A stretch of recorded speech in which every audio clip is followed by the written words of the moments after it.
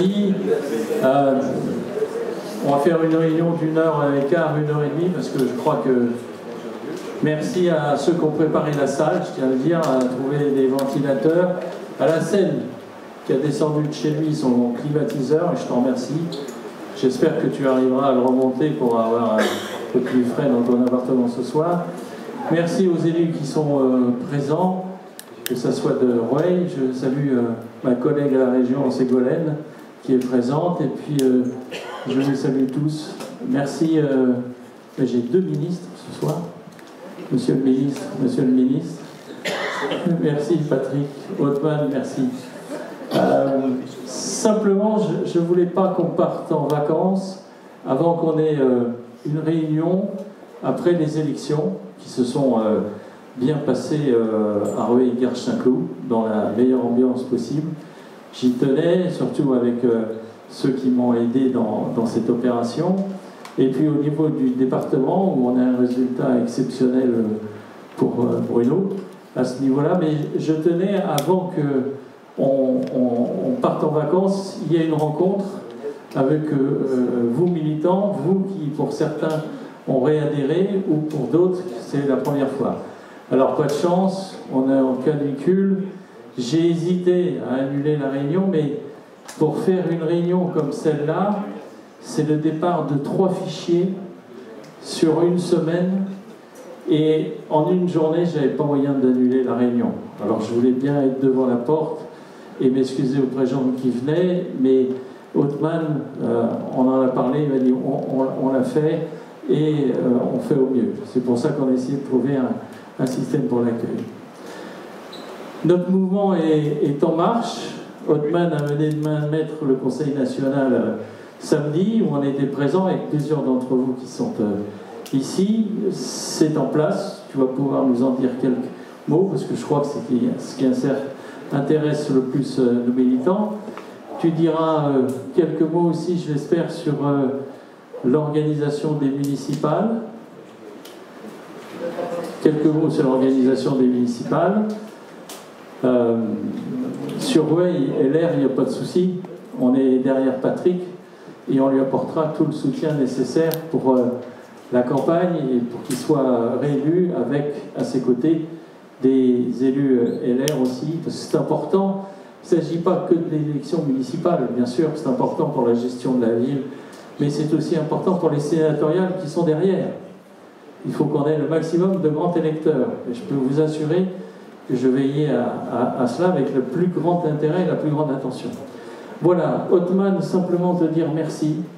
Merci parce que ça fait plusieurs fois que tu viens à Rueil.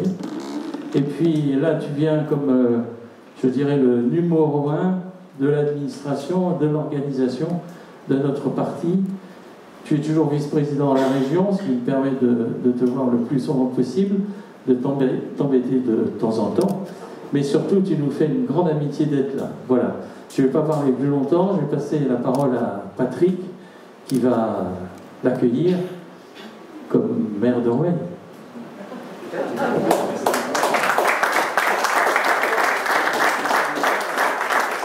Merci cher Denis.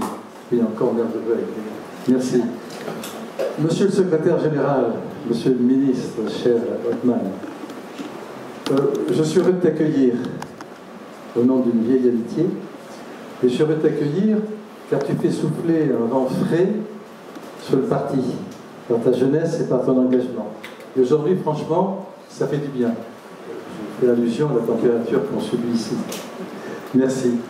Et je suis heureux de pouvoir, après Denis Gabriel, dire combien je partage cette renaissance de notre parti qui est en train de se faire. Cette renaissance de notre parti, c'est Bruno Retailleau qui l'engage avec ce qu'il a fait, ce qu'il a dit, avec une équipe jeune dont tu fais partie et tu es le secrétaire général. Et cette renaissance de notre parti, c'est peut-être la meilleure nouvelle que nous avons avant les vacances. Parce que, souvenez-vous, où c'est qu'on en était avant que Bruno et toi gagniez cette campagne? On n'était pas haut. Et aujourd'hui, on a la chance d'avoir, à travers cette renaissance, un vent, alors là peut-être pas frais, mais un vent nouveau qui souffle sur notre parti. Nous avons une organisation avec un commandement qui est organisé, ça change. ça change. Et ce commandement est de nature à restructurer le parti sur toute l'ère de la République. Et ça, c'est une bonne chose, il en a besoin. Parce qu'on a vu se déliter nos fédérations dans les départements. Et ici, on a plus ou moins bien résisté. Merci Denis pour le travail que tu as fait dans cette circonscription.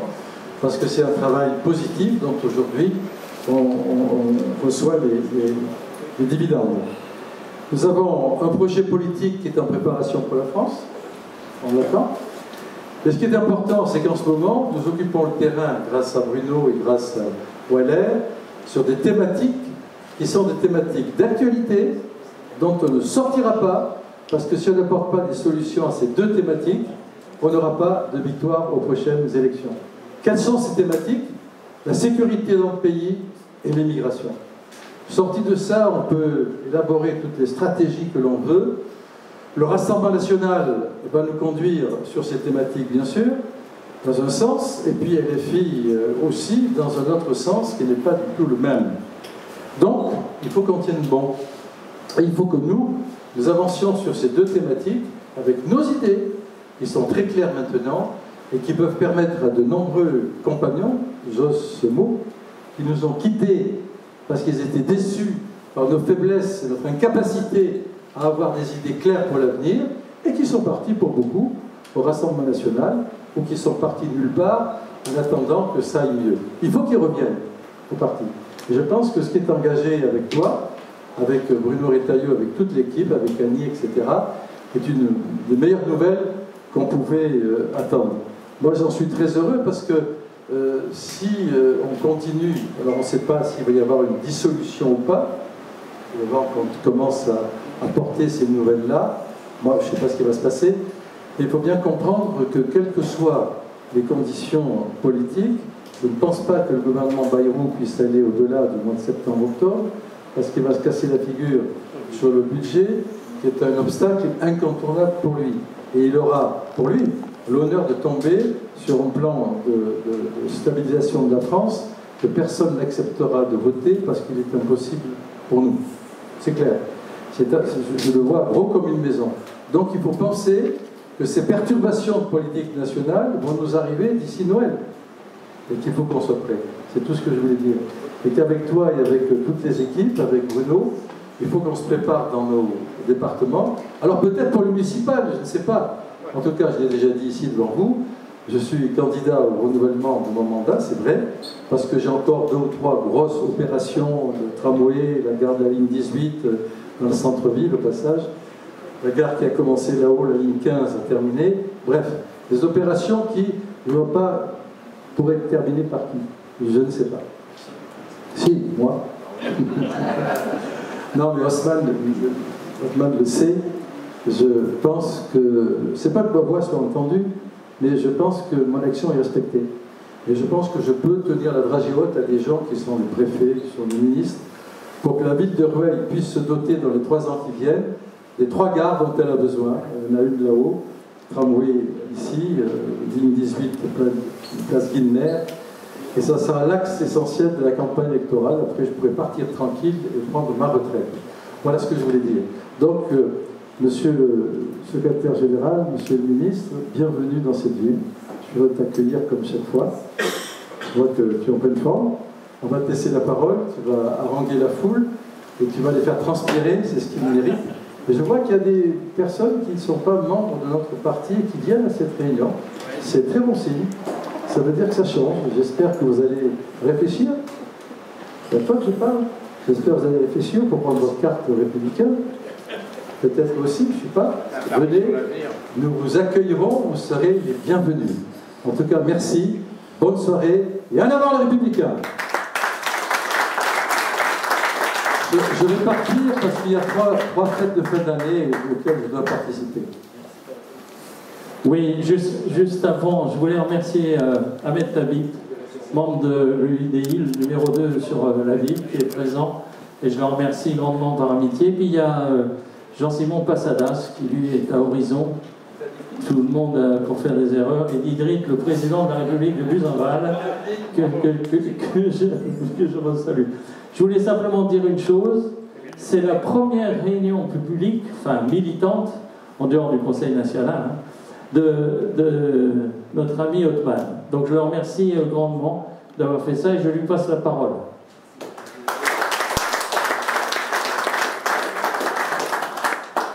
Chers amis, bonsoir à toutes et à tous. Merci d'avoir bravé cette canicule pour être là. C'est la preuve que j'ai vraiment les plus courageux, les plus téméraires, parce que c'est vrai qu'il fallait vraiment avoir envie de sortir par ces à peu près 40 degrés que nous avons. Je note que, bien que le maire de Rueil fait la pluie et le beau temps ici, il n'a pas fait la pluie. Et le vent frais que j'apporte, je ne sais pas s'il sera suffisant, mais je veux lui dire du fond du cœur un grand merci pour sa présence. Lui dire, il le sait, toute l'amitié, toute l'estime que j'ai pour lui. On échange depuis des années. Il a toujours été d'un très bon conseil, d'une très grande bienveillance, et je lui souhaite une très belle campagne, on peut le dire, du coup, pour laquelle je n'ai pas trop d'inquiétude, ici à Rueil. Et c'est vrai que depuis ce Conseil national qui nous a beaucoup monopolisé au lendemain de l'élection, qu'il fallait qu'on réussisse, c'est une première rencontre avec des militants de famille politique. J'ai l'intention d'en faire un maximum. Mais je suis très heureux de le faire ici à Rueil, où j'ai eu l'occasion de venir plusieurs fois, mais aux côtés de mon ami Denis Gabriel, qui est vraiment pour moi un modèle de fidélité, de droiture, de constance dans les convictions, d'une fiabilité à toute épreuve. À chaque fois que notre famille politique a eu besoin de lui, vous pouvez l'applaudir, en effet, c'est vérité. Et je le dis très sincèrement, parce qu'en réalité, j'avais autre chose de prévu ce soir. Mais je voulais être à ses côtés, être aux côtés de Patrick Ollier et être à vos côtés pour effectivement faire déjà avec vous un petit point d'étape. Je salue notre conseil régional élu de la ville de Saint-Cloud, Ségolène Delarmina. Je vois beaucoup de visages amis, tous les élus qui sont là, des gens fidèles qui viennent d'un peu plus loin, cher Alexis, de ce département. Et d'ailleurs, je vois essentiellement des militants des Hauts-de-Seine. Merci à vous vraiment toutes et tous d'être là. D'abord un point sur peut-être effectivement le fonctionnement de notre parti. Et nous avons eu une période extrêmement compliquée, puisque pendant des mois, le parti était à l'arrêt. On va se le dire clairement, et ça s'est ressenti, et ça s'est vu. Et aujourd'hui, après cette élection, qui s'est d'ailleurs passée, prenons un moment pour le dire, d'une manière admirable. On nous avait promis moult déchirements, on nous avait promis la guerre des chefs, on avait dit qu'on allait s'entretuer. Moi, je suis extrêmement fier de l'image que l'on a donnée, avec 121 617 électeurs, 80% de participation, un résultat effectivement très net et un message de rassemblement de part et d'autre qui a été tout de suite respecté. Et ça, c'est vraiment une chance quand d'autres formations politiques ont eu des élections étriquées avec même pas 20 000 électeurs, je pense au Parti Socialiste, qui finissent dans un mouchoir de poche avec une très très forte division. On sait que ces divisions nous ont tant coûté dans le passé, je sais que vous n'en vouliez pas de ces déchirements qui nous ont coûté si cher jusque-là. Et je peux vous dire qu'effectivement, on a tout fait pour les éviter. Je suis très heureux qu'on ait réussi. Vous avez vu que durant cette campagne, Bruno Retailleau n'avait pas eu un mot d'attaque contre qui que ce soit. Et heureusement, parce que c'est ce qui a permis maintenant de créer les conditions de cette unité que vous avez vu au Conseil national de samedi, pour ceux qui étaient là, pour ceux qui ont suivi à distance. Nous avons renouvelé nos instances, qui n'est jamais un exercice facile, où il faut à la fois garder des gens d'expérience. Et moi, je ne suis pas dans le jeunisme, je pense qu'on a besoin de gens expérimentés, on a la chance d'en avoir beaucoup dans notre famille politique, il faut s'en servir, et puis il faut aussi, bien sûr, du renouvellement. Il y en a eu à peu près, d'ailleurs, à part égale. On a un renouvellement d'à peu près 50-60% sur le bureau politique, comme sur la Commission nationale d'investiture, qui sont d'ailleurs deux instances importantes, paritaires, avec aussi une équipe dirigeante qui a l'image de notre parti, qui est plus réduite que ce qu'elle était auparavant, je tiens à le dire, mais effectivement qui a besoin de couvrir tout le territoire et qui représente toutes les sensibilités de notre parti. On a travaillé rapidement pour essayer de mettre la machine à nouveau en route. Vous recevez, vos cadres, les délégués de circonscription, les secrétaires départementaux, les présidents de fédération ont commencé à recevoir à nouveau des argumentaires. Vous recevez une newsletter hebdomadaire qui a recommencé à se déployer. Nos fédérations vont enfin avoir accès à leurs fichiers d'adhérents dans les tout prochains jours. Je l'ai annoncé samedi, d'ici la fin de semaine, normalement, vous aurez pour nos cadres les accès. Et nous allons relancer un cycle de formation. Enfin voilà, tout le travail militant que nous avions un peu délaissé, mais nous n'avions plus de président, nous n'avions plus d'équipe pendant des mois, et on a failli disparaître à la faveur de ce qui s'est passé aux législatives de 2024. On a résisté, on est resté debout, et aujourd'hui on est plus vivant que jamais. Donc tout ce travail-là, vous allez le voir, les lignes vont bouger à nouveau, vous allez recevoir beaucoup plus de choses du parti. J'ai parlé des argumentaires J'ai parlé de la newsletter. Vous allez recevoir aussi, enfin, si ce n'est pas déjà le cas, du matériel militant avec cette campagne d'adhésion que nous lançons. Je suis fier de vous dire que la dynamique d'adhésion qu'on a eue durant la campagne s'est poursuivie, même après la date de clôture des adhésions pour le vote, si bien que depuis ces 120 000 adhérents, depuis l'arrêt de la liste électorale pour le vote, nous avons enregistré 20 000 adhésions supplémentaires. Et donc cette dynamique se poursuit, il y a un espoir qui s'est levé partout dans le pays. Et donc du coup, on a encore des gens qui adhèrent, mais il n'y en a pas encore suffisamment. Et on compte vraiment sur vous pour aller voir tous ceux qui étaient anciens adhérents. Et ça a été dit qu'on a déçus par le passé, qui sont partis pour des raisons diverses et variées, qui sont allés qui chez Marine Le Pen, qui chez Éric Zemmour, qui chez Emmanuel Macron, et qui aujourd'hui, et qui beaucoup, Patrick l'a dit, dans l'abstention aussi, et qui aujourd'hui eh bien, se disent peut-être que pour redresser le pays, il y a une offre politique qui retrouve des couleurs et qui retrouve une crédibilité. Nous n'avions pas d'incarnation. Aujourd'hui, nous en avons une. Ça ne règle pas tout, Patrick l'a dit également, maintenant nous allons avoir un projet. Et parmi les décisions qui ont été prises samedi au Conseil national, il y a la mise en route d'un groupe projet et en gros la capacité que nous devons avoir extrêmement rapidement à présenter un projet complet, un projet de gouvernement, un projet même de société, pas simplement un catalogue de mesures, si d'aventure il y avait une dissolution pour des élections législatives, et cela, personne ne peut savoir si cela va avoir lieu ou pas. Ce qu'on sait, c'est que c'est possible, à partir d'ailleurs du 8 juillet, mais probablement vers l'automne, si jamais cela devait arriver, mais il faut que ce travail démarre extrêmement vite, et nous proposerons aux fédérations eh bien, d'avoir aussi des groupes de travail, de faire remonter vos propositions. Tout notre objectif, c'est de remettre le siège national à votre service. L'adhérent, pour nous, il est sociétaire, il est actionnaire quelque part du parti, il n'est pas là simplement pour remplir les salles, pour coller des affiches, pour distribuer des tracts, mais il doit être pleinement associé. Donc nous vous devons beaucoup plus. Voilà. Quand on cotise un parti politique, on doit avoir beaucoup plus que ce qu'on a aujourd'hui. Ça ne se fera pas du jour au lendemain, c'est un long travail, beaucoup de chantiers sont lancés, mais c'est ce que nous voulons faire. Parmi ces chantiers, il y en a un dernier que j'ai envie de citer, qui est très important pour Bruno Retailleau, c'est de pouvoir vous consulter sur les grandes orientations stratégiques. Et donc nous travaillons sur un outil pour qu'à partir de cet automne, on puisse vous poser des questions rapidement, pour vous demander de trancher des orientations, que ce soit des orientations stratégiques, tactiques, politiques, ou que ce soit des choix de fond sur des questions sur lesquelles on devrait vous demander votre avis avant que le parti ne prenne une position. Bruno Retailleau l'a aussi dit samedi, nous avons un adversaire. Je ne parle pas de l'échiquier politique, j'y reviendrai, mais nous avons un adversaire en interne. Je ne parle pas de l'un d'entre nous, je parle de la cacophonie. Je parle de cette incroyable capacité que nous avons à droite à dire, à donner des messages contraires les uns aux autres, à brouiller le message, à faire que le bulletin de vote LR n'est plus clairement identifié quand on entend tout et son contraire. Et donc il faut, bien sûr, qu'on respecte les sensibilités, bien sûr, nous ne sommes pas une caserne, mais comme l'a dit Bruno samedi, nous ne sommes pas non plus au McDo. Ce n'est pas à la carte. Ce n'est pas tout à fait venez comme vous êtes. Alors venez comme vous êtes, mais une fois que la ligne est tranchée, elle devient la ligne de tout le monde, et c'est extrêmement important parce qu'on a souffert par le passé eh bien, d'une absence de clarté de notre message politique. La ligne politique portée par Bruno Retailleau, vous la connaissez, je vais en reparler, mais globalement, il faut qu'il y ait aussi une forme de discipline collective qui est attendue de la part de l'ensemble de l'équipe dirigeante, de l'ensemble de nos élus, et ça c'est vraiment important parce qu'autrement, eh bien, nous ne gagnerons pas totalement la crédibilité que nous commençons à avoir à nouveau à la faveur des circonstances exceptionnelles qui nous ont conduits aux responsabilités. Voilà pour le fonctionnement du parti, mais justement, je vais parler des responsabilités que nous occupons aujourd'hui au gouvernement. Et j'aimerais commencer par vous rappeler pourquoi nous sommes au gouvernement.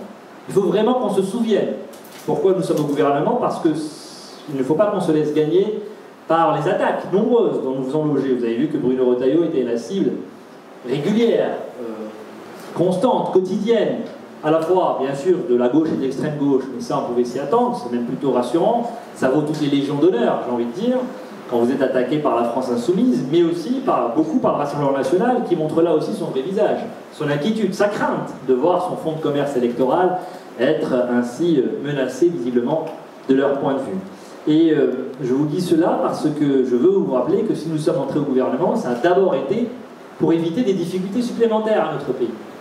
Si nous n'étions pas entrés au gouvernement avec Michel Barnier, à qui je veux vraiment rendre hommage, qui est d'ailleurs le président de notre Conseil national et qui est vraiment une personnalité hors pair dans notre famille politique, dont la stature et la droiture, je crois, eh bien, restent très présentes dans l'esprit des Français, même s'il n'a été à Matignon que durant 3 mois, eh bien, s'il n'avait pas pris cette responsabilité, et nous autres, collectivement d'ailleurs, puisque c'est un choix collectif, ça n'a pas été des choix individuels, ça n'a pas été du débauchage individuel, évidemment, c'est le choix de notre parti, eh bien, nous aurions eu, c'était l'arithmétique de l'Assemblée nationale, la gauche et l'extrême gauche aux responsabilités. C'était automatique, c'était l'arithmétique à l'issue de cette dissolution hasardeuse, et si nous n'avions donc pas pris cette responsabilité-là, de construire ce qu'on appelle le socle commun, mais qui n'a en réalité de commun que la volonté de faire barrage, d'abord à la gauche et à l'extrême gauche qui était aux portes du pouvoir, je vous le rappelais, souvenez-vous, le Nouveau Front Populaire, Lucie Castet, l'arithmétique, le fait d'expliquer qu'ils étaient arithmétiquement arrivés en tête, le nombre de sièges à l'Assemblée nationale qui était eh bien, le plus élevé, sauf si nous additionnons eh bien, ces voix issues de ce qu'on appelle aujourd'hui le bloc central. Et moi, je le dis très clairement, ça ne veut pas dire qu'on est d'accord sur tout. Moi, j'ai beaucoup de divergences avec Renaissance, par exemple, je n'ai pas de problème à le dire. Nous n'avons pas changé d'avis. Mais il fallait faire barrage à la gauche et à l'extrême gauche, et je crois que nos concitoyens et les électeurs, notamment de droite, l'ont très bien compris. La preuve, ça a d'abord été évidemment l'élection de Bruno Retailleau massive, mais c'est aussi eh bien, toutes les élections partielles qui nous ont donné à chaque fois de très bons résultats. Nous sommes la seule famille politique à progresser dans toutes les élections partielles depuis eh bien, l'année dernière. Et ça, c'est un signe, loin d'ici. Nous avons gagné la circonscription de Boulogne, et je sais que vous avez beaucoup milité pour un certain nombre d'entre vous. Et donc voilà, ces tests-là nous ont montré que les électeurs avaient très bien compris, nous avaient crédité d'une volonté, eh bien, non pas de nous diluer dans quoi que ce soit, mais simplement d'éviter à notre pays des difficultés supplémentaires. D'éviter le pire et les pires. Le pire, c'est le chaos, le désordre, le chaos budgétaire, la crise budgétaire qui nous pendait au nez, qui nous pend d'ailleurs, ça a été dit, toujours au nez. Et puis, d'éviter les pires. La gauche, l'extrême gauche, et moi je ne voulais pas qu'il y ait des ministres insoumis au gouvernement. Or, c'est ce qui a failli se produire. Et donc ça, c'est important de le rappeler, pour expliquer pourquoi nous sommes là. Et ça explique aussi pourquoi nous sommes toujours là. L'arithmétique à l'Assemblée nationale n'a pas changé. Et tant que nous serons utiles, nous devons, eh bien, quand on est attaché à l'héritage gaulliste, eh bien, un minimum, se dire que l'intérêt du pays doit passer avant. L'intérêt du pays aujourd'hui, ce n'est pas de laisser eh bien, au pouvoir des gens extrêmement dangereux.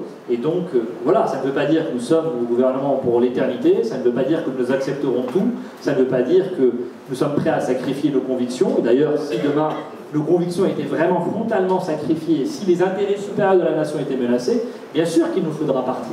Mais aujourd'hui, partir, c'est remettre au pouvoir des gens extrêmement dangereux, et donc il faut avancer méthodiquement. Et puis, être au gouvernement, c'est aussi faire la démonstration de ce que pourrait faire la droite demain si elle était aux responsabilités. Et là aussi, je veux le dire très clairement, ne nous laissons pas intoxiquer par tous ceux qui expliquent, par exemple, que Bruno Retailleau n'a pas de résultat. Nos concitoyens sont loin d'être idiots. Ils savent très bien qu'en quelques mois, avec une absence de majorité à l'Assemblée nationale, on ne peut pas faire de miracle. Et je vous demande d'applaudir à nouveau Patrick Ollier qui essaie de partir discrètement. Mais je veux vraiment lui dire merci d'avoir été parmi nous. Sans majorité à l'Assemblée nationale, personne ne s'attend à ce qu'avec 7 ministres, on règle tous les problèmes du pays en quelques mois. Nous sommes dans l'incapacité même de faire passer une loi. Mais je crois que ce qui est attendu de nous, c'est de démontrer qu'on fait le maximum. Et de montrer qu'on a des idées sur ce qu'il faudrait faire. Et qu'on a aussi le courage d'essayer de les mettre en œuvre. Et je crois que ce sont des qualités, on le voit dans toutes les enquêtes d'opinion, qui sont très créditées aujourd'hui à notre nouveau président de parti. Ça, c'est un atout.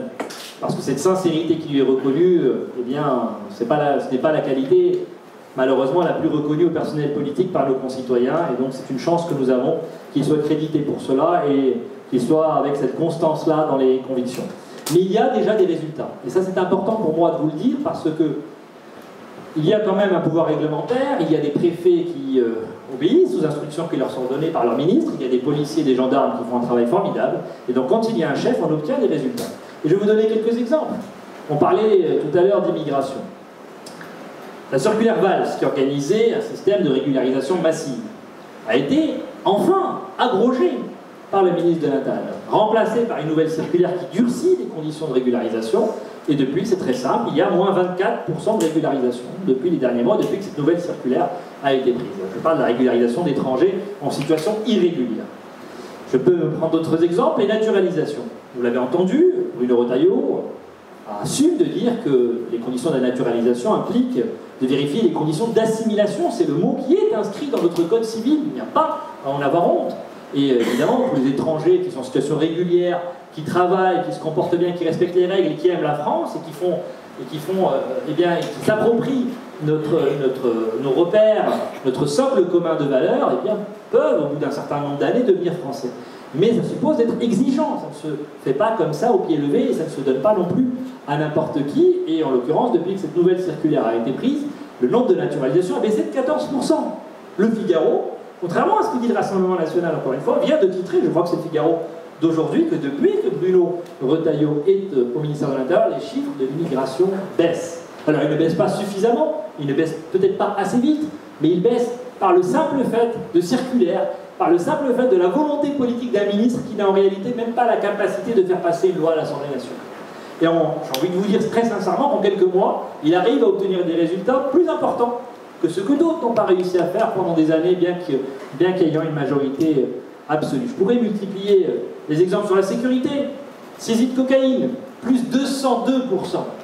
Bon, ce chiffre est inquiétant parce que ça montre combien la déferlante du narcotrafic aujourd'hui fragilise notre pays et est devenu vraiment un système de criminalité organisée qui est extrêmement préoccupant. Et d'ailleurs, la seule grande loi votée aujourd'hui dans cette mandature, eh bien, c'est la loi sur le narcotrafic qui est portée depuis le Sénat déjà à l'époque, par Bruno Retailleau, avant même d'être à Beauvau, et qui est une loi qui va, je l'espère, changer beaucoup de choses, même si évidemment cette bataille-là, cette guerre-là contre le narcotrafic ne se gagnera pas du jour au lendemain. Je pourrais ainsi multiplier les exemples, et puis je pourrais vous parler aussi, je parle beaucoup de Bruno Retailleau, mais de ce que fait Annie Genevard au ministère de l'Agriculture, qui se bat aujourd'hui contre le Mercosur, avec des agriculteurs qui n'en peuvent plus, qu'on leur explique le cœur sur la main qu'on les aime, et qu'on veut qu'ils continuent de nous nourrir. Tout le monde veut des circuits courts, tout le monde veut des produits bio. Enfin, on leur impose des normes qu'on n'exige pas des produits qu'on importe. C'est la définition même de la concurrence déloyale. On leur interdit l'usage de molécules et on ne les interdit pas sur des produits importés. Aujourd'hui, il y a une loi par un sénateur LR, décidément, Laurent Duplon, qui est d'ailleurs très attaqué par les écologistes, sur la question des néonicotinoïdes. Mais là aussi, très franchement, on peut être fier de ce que font nos élus, nos parlementaires et du cap que nous essayons de donner dans cette gouvernance si compliquée. Mais les néonicotinoïdes, la molécule en question, sachez-le, elle n'est interdite que dans un seul pays d'Europe, la France. Les 26 autres l'autorisent. Donc on n'allait pas m'expliquer que c'est une décision anti-écologique, c'est juste qu'il y a un moment où il faut arrêter de mettre un boulet au pied de nos producteurs, de nos agriculteurs, de ceux qui créent la richesse, alors que tous nos voisins, même ceux les plus vertueux en matière écologique, eh bien, ne vont pas aussi loin. Nous voulons évidemment être exemplaires en matière d'écologie, mais pas plus que les autres. Pas plus que nos voisins, pas plus que nos concurrents, parce qu'autrement, on s'appauvrit et on finit par importer des produits qui, eux, polluent beaucoup. Donc c'est un peu le monde à l'envers. Et donc c'est une proposition de loi, là aussi, LR, de Laurent Duplon, qui va permettre aux agriculteurs d'améliorer légèrement leur situation. Il y aurait encore tellement à faire. Et en l'occurrence, je parlais du Mercosur. Je peux vous dire qu'Annie Genevard travaille dur pour que cet accord ne se fasse pas, parce que c'est précisément un accord où on va importer beaucoup de produits sur lesquels ne s'appliquent pas, encore une fois, les normes qu'on exige de nos agriculteurs. Et donc, notre présence au gouvernement, elle est utile. Elle était nécessaire pour éviter des difficultés supplémentaires à notre pays. Elle permet de démontrer ce que ferait la droite demain si elle était au pouvoir, si elle avait tous les leviers. Aujourd'hui, elle n'a pas tous les leviers, nous n'avons pas tous les leviers. Je dois vous dire très franchement que la situation du pays est extrêmement préoccupante. Et je vous ai parlé des résultats qu'on avait, mais évidemment que demain, il faudra d'abord gagner les élections. C'est ce que nous faisons avec le parti, c'est doit être notre seul objectif, pour donner une majorité politique au pays. Une majorité qui a un projet à mettre en œuvre, un projet que nous devons préparer si on veut que notre pays se redresse. Mais pour l'instant, la situation est bloquée, et c'est ainsi. Et elle sera bloquée peut-être potentiellement jusqu'en 2027, nous verrons. Mais 2027, c'est demain. C'est dans 1 an et demi, ça arrive extrêmement rapidement, il faut se préparer. Et avant cela, bien sûr qu'il y a des élections municipales, vous avez toutes et tous à être extrêmement mobilisés. Nous sommes aujourd'hui le premier parti en nombre d'adhérents, probablement le premier parti en nombre d'élus locaux. Il faut qu'on le reste, il faut qu'on défende les bilans de nos élus sortants, il faut qu'on ait un maximum d'élus, c'est important, y compris pour les élections qui viendront. Je pense au sénatorial, Denis en a parlé, et il faut qu'à chaque fois, évidemment, on fasse ce travail méthodiquement. Et nous avons une commission nationale d'investiture qui commence ses travaux et qui se réunit pour la première fois le 9 juillet. Mais encore une fois, c'est un projet entier que nous devons proposer au pays. Sur l'immigration, oui, il va falloir eh bien, au-delà des exemples que j'ai donnés, bien sûr qu'il va falloir un référendum. Parce que les jurisprudences, les verrous aujourd'hui qui entravent notre action, eh bien, ne pourront être levés que par un référendum. Parce qu'il y a des jurisprudences aujourd'hui qui entravent l'action, même un certain nombre de lois, et on voit qu'il y a encore des lois qui sont censurées. Très franchement, je n'ai pas vocation à critiquer le Conseil constitutionnel, mais je ne comprends pas toujours les motivations derrière un certain nombre de censures. Et il me semble que quand il y a une volonté populaire forte, dans une démocratie, quand les règles sont respectées, eh bien, cette volonté populaire doit pouvoir être appliquée. Et je prends un exemple qui m'a marqué, quand on a voté la loi de janvier 2024, on avait mis beaucoup d'amendements. Nos députés, nos sénateurs avaient mis beaucoup d'amendements. Et par exemple, ils avaient mis la condition de résidence pour les étrangers en situation régulière avant d'avoir droit à des allocations sociales. Quand vous arrivez en France, que ce ne soit pas dès le premier jour, ce soit après 5 ans. Eh bien ça a été considéré comme anticonstitutionnel. Je pourrais donner d'autres exemples. L'AME, ça avait été considéré, la réforme de l'AME, ça avait été considéré comme sans rapport avec le texte d'origine. C'est quand même un texte sur l'immigration. L'aide médicale pour les étrangers en situation irrégulière, ça ne me semble pas totalement sans lien avec l'immigration. Donc, écoutez, quelles que soient les motivations qu'on peut faire derrière un certain nombre de jurisprudences, eh bien, nous avons vocation, si on veut que nos concitoyens continuent de voter, ont l'impression que les élus servent à quelque chose, et pas qu'on désigne des élus nationaux qui n'ont plus pris sur la réalité, qui sont enfermés dans une forme d'impuissance publique. Sinon, c'est la révolte qui nous attend. Évidemment qu'il y a une colère populaire. Si on vote pour des gens qui, en réalité, ne peuvent rien faire, nous allons au-devant de grandes difficultés. Ce n'est pas ça, la démocratie. Et donc, il faut qu'on ait un référendum pour lever, par le droit, un certain nombre de verrous. Parce que ce référendum-là s'imposera à ces jurisprudences. Je pourrais ainsi multiplier les exemples. Quand le Conseil constitutionnel censure eh bien, l'utilisation, la poursuite de l'expérimentation, de l'utilisation des algorithmes dans les caméras, qui était expérimenté aux Jeux Olympiques et Paralympiques avec succès, et on a considéré que ce serait bien de continuer l'expérimentation. Je ne parle pas de reconnaissance faciale, même pas. Simplement des algorithmes qui, en gros, analysent les situations, reconnaissent les comportements dangereux. Pas de reconnaissance faciale, c'est juste de l'analyse d'images. Hein. Et il n'y a pas de données personnelles dedans. Eh bien, ça a été censuré. En l'occurrence, le Conseil constitutionnel a considéré qu'il fallait que cette expérimentation s'arrête avec les Jeux Olympiques. Est-ce que nos concitoyens seraient d'accord pour dire que c'est normal d'être moins protégé aujourd'hui qu'on l'était durant les Jeux Olympiques et Paralympiques? Je ne suis pas convaincu. Et donc on a vocation à construire ce projet, mais oui, il y a des points très précis, il faut les lever. Et il faut les lever, bien sûr, avec des règles de droit. Bruno Retailleau avait déclenché toute une polémique en parlant de l'état de droit. Mais je suis désolé de vous dire que l'état de droit, c'est pas l'état du droit. C'est pas ne rien changer. C'est pas d'accepter, encore une fois, que des jurisprudences entravent des volontés légitimes. Quand un ministre de l'Intérieur a voulu expulser un imam étranger qui prêchait des propos de haine contre la République, l'imam Iqiyoussen, et qu'un juge du tribunal administratif a considéré que la vie privée et familiale de cet imam était supérieure à la sûreté de la nation. Est-ce que vraiment on a encore... Est-ce que c'est la défense de l'état de droit? D'ailleurs, pour le coup, le Conseil d'État a annulé cette décision, il y avait mis bon ordre. Mais ce que je veux dire, c'est qu'il y a un moment où nos concitoyens ont raison d'être en colère. Et ce que je veux, moi, ce que nous voulons, je pense, c'est que cette colère-là, elle soit constructive, et pas que ce soit une colère qui se tourne vers les démagogues et tous les populismes, parce que je suis désolé de vous dire que là aussi, ne nous laissons plus intimider par le Rassemblement national, qui montre tous les jours leur vrai visage. Ils ont censuré le gouvernement de Michel Barnier. Je ne vous dis pas ça simplement parce que j'y appartenais, donc ça ne m'arrangeait pas, mais ils ont censuré le gouvernement qui était le plus à droite depuis 2012, avec un ministre de l'Intérieur qui les menaçait. Ça n'a pas suffi à faire sortir Bruno Retailleau du gouvernement, par chance, mais c'était l'objectif de la manœuvre. Et d'ailleurs, je vois qu'ils n'ont pas le même empressement à censurer ce gouvernement-là. C'est se demander s'ils veulent vraiment le bien du pays, ou s'ils se complaisent dans les situations eh bien, qui enfoncent notre pays dans des difficultés supplémentaires. Ils ne sont jamais du côté de la solution, toujours du côté du problème. Et puis je veux vous dire aussi, il faut qu'on garde en tête que ces gens-là ont le même programme économique que l'extrême gauche. On peut dire ce qu'on veut, le Rassemblement national, c'est la retraite à 60 ans, en tout cas c'est le refus de la réforme des retraites, c'est le refus du principe de travail davantage, c'est le refus de la revalorisation du travail, c'est le refus de la lutte contre l'assistanat. Quand on a voté la contrepartie au RSA avec 15 heures de travail demandées en échange du RSA, qui l'a porté? La droite. Qui a voté contre? Le Rassemblement national. Ça, c'est la réalité de leurs différentes prises de position. Donc là aussi, ne nous laissons pas intimider. Moi, je suis convaincu qu'en 2027, nos concitoyens, après tout ce qu'on aura vécu, après ces 10 ans, ces 15 ans qui auraient été extrêmement difficiles pour le pays, eh bien, je pense qu'ils se demanderont où est la constance, où est à la fois l'expérience, où est la clarté aussi de ce qu'il faut pour le pays sur des sujets extrêmement importants. Je pourrais multiplier les exemples, mais le but est aussi qu'on puisse avoir un échange. J'ai probablement déjà été trop long, je vois que Denis acquiesce gentiment, mais il acquiesce. Donc je vais essayer d'être pas trop long.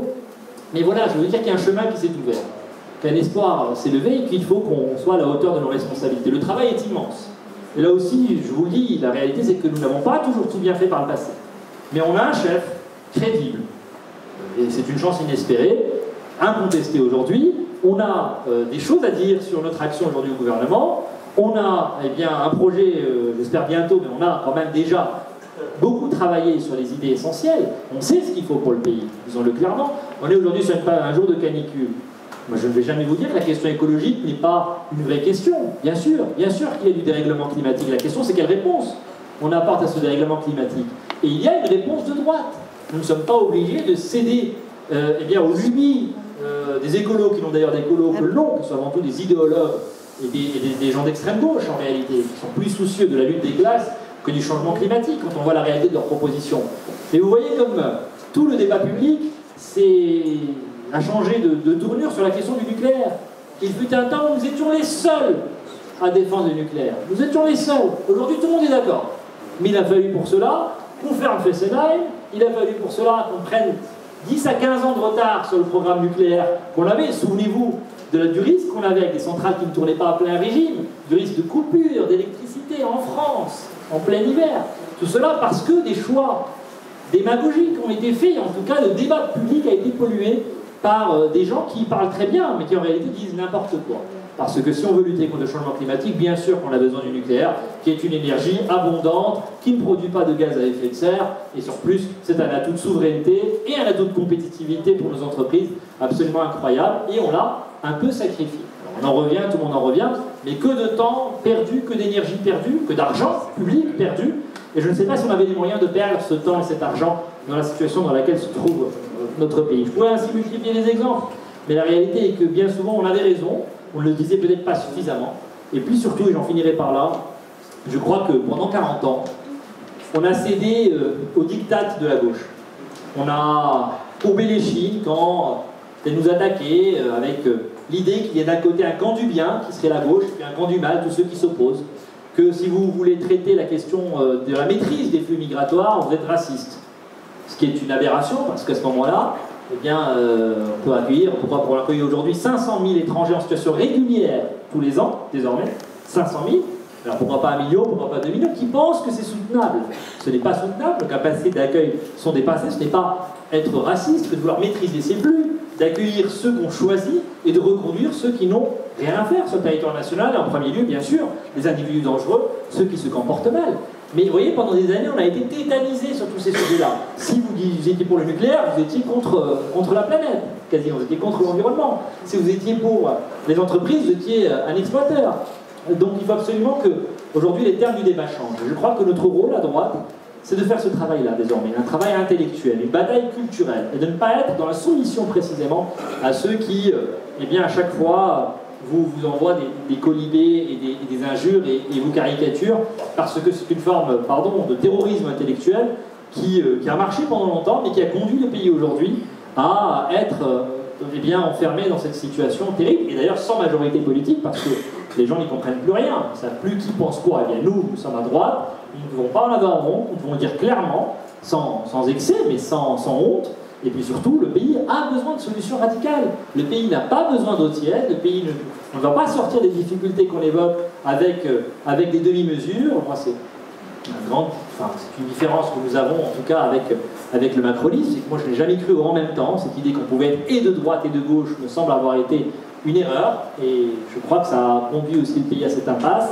Et la réalité, c'est qu'à un moment, il faut choisir. La vie politique est faite d'alternance entre la droite et la gauche, et nous devons, nous, à droite, jouer pleinement notre rôle et ne pas avoir peur de la gauche qui aujourd'hui a beaucoup perdu de son magistère moral, parce que la réalité a montré que ces lubies étaient ce qu'elles étaient, à savoir effectivement des lubies. Cette idée qu'on pouvait vivre mieux en travaillant moins. Voilà une idée sur laquelle beaucoup ont vécu pendant 40 ans, avec la retraite à 60 ans, avec les 35 heures. Résultat, on s'est appauvri comme jamais, on découvre qu'on a un problème de pouvoir d'achat, qu'on s'est appauvri par rapport aux Américains, j'en parle même pas, mais par rapport aux Allemands. Mais on s'est appauvri parce que les Allemands, eux, ben, ils ont travaillé plus. ils ont créé plus de richesses. Ensuite, ils parlent de la répartition de cette richesse. Nous nous étripons continuellement sur la question de la redistribution d'une richesse que nous ne créons même plus. Et voilà la réalité. Ça, c'est un dogme qui a vécu pendant longtemps. Il est temps d'y mettre fin. Si on veut demain vivre mieux en France, il va falloir travailler davantage, collectivement. Bien sûr, ça ne veut pas dire qu'il n'y a pas des gens qui travaillent déjà beaucoup. Mais d'abord, il va falloir travailler plus longtemps si on veut garder un régime de retraite par répartition. Et ensuite, il va falloir évidemment que tout le monde se mette au travail. Parce que dans notre pays, nous avons trop de gens qui ne travaillent pas et qui vivent uniquement des allocations sociales. Alors quand ce sont des gens qui sont en vraie difficulté, en situation de handicap, je n'ai aucun problème. Je crois à cette solidarité nationale, mais il y a aussi des gens qui abusent du système et qui profitent de ce modèle social très généreux alors qu'ils pourraient travailler. Et d'ailleurs, s'ils le veulent, il faut les y aider. Mais on ne peut pas continuer à financer un modèle aussi généreux avec aussi peu de gens qui travaillent et de moins en moins longtemps, puisque je vous rappelle que le Parti Socialiste et d'autres, les écologistes, veulent maintenant la semaine de 32 heures. Donc vous voyez qu'il faut absolument maintenant qu'on assume pleinement nos convictions jusqu'au bout. Je peux vous dire que Bruno Retailleau est déterminé à faire ce travail, parce que sinon le pays ne se relèvera pas.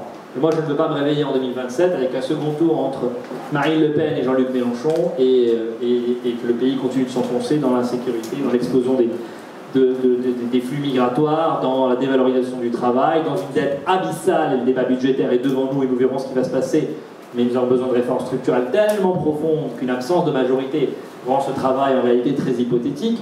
Et donc tout ce travail-là aujourd'hui, il n'y a que la droite qui peut le faire.